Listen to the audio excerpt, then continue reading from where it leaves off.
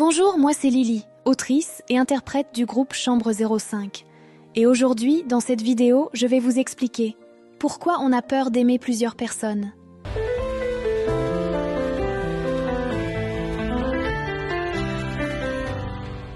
Il y a plusieurs raisons, historiques, culturelles, psychologiques et sociales, qui expliquent pourquoi, dans les sociétés occidentales actuelles, les relations non monogames ou multipartenaires, qu'elles soient polyamoureuses, libertines ou à 4 personnes tous bi, restent rares et peu visibles.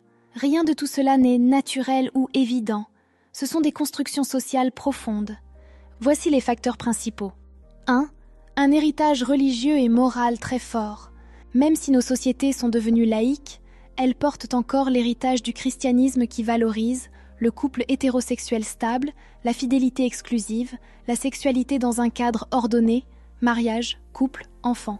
Dans l'inconscient collectif, tout ce qui sort de ce cadre est perçu comme instable, dangereux ou moralement douteux, même si les gens ne sont pas religieux.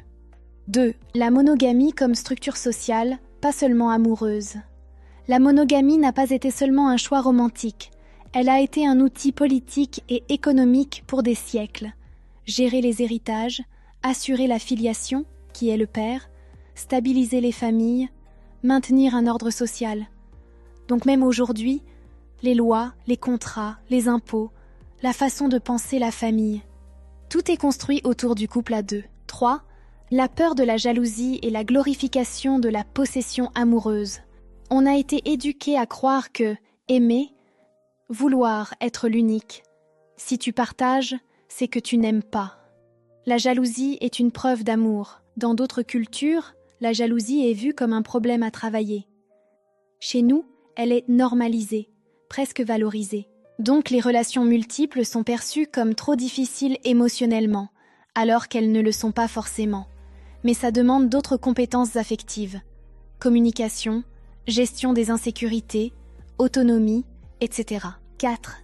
Le tabou social et la peur du regard des autres. Les gens n'osent pas annoncer « on est un trouble, on est un quad, on est polyamoureux, on est tous bi » par peur, du jugement, d'être pris pour quelqu'un d'instable, que leur famille coupe les ponts, de perdre leur travail dans certains milieux, que leurs enfants soient stigmatisés.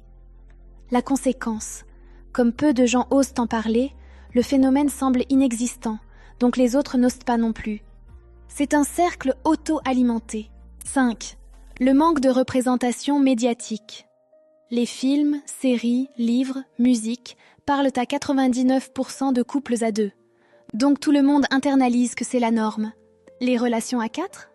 Pratiquement jamais représentées comme stables, belles ou ordinaires. Souvent vues comme bizarres, sexuelles mais pas affectives, temporaires ou chaotiques.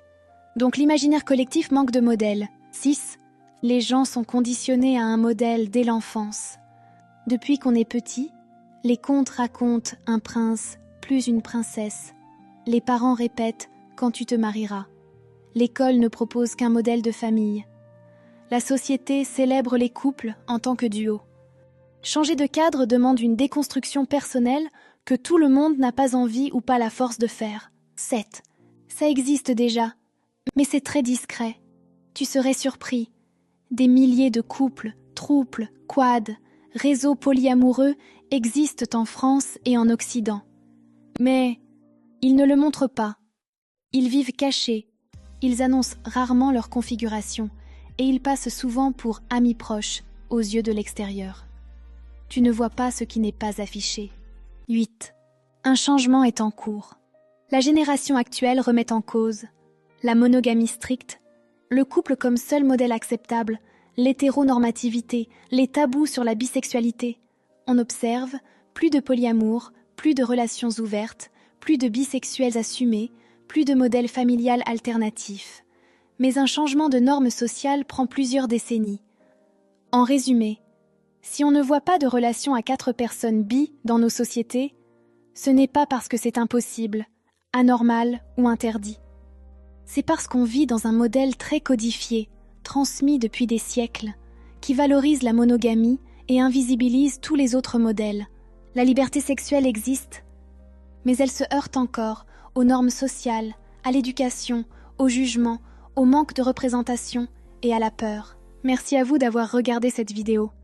J'espère qu'elle vous a aidé à mieux comprendre ce qu'est le polyamour, et peut-être à ouvrir votre esprit sur quelque chose qui nous est ancré depuis la naissance. Non pas parce que c'est naturel, mais parce qu'on nous l'a imposé. Si vous aimez ce type de vidéo, n'hésitez pas à mettre un pouce en l'air, ça m'encourage à en faire d'autres.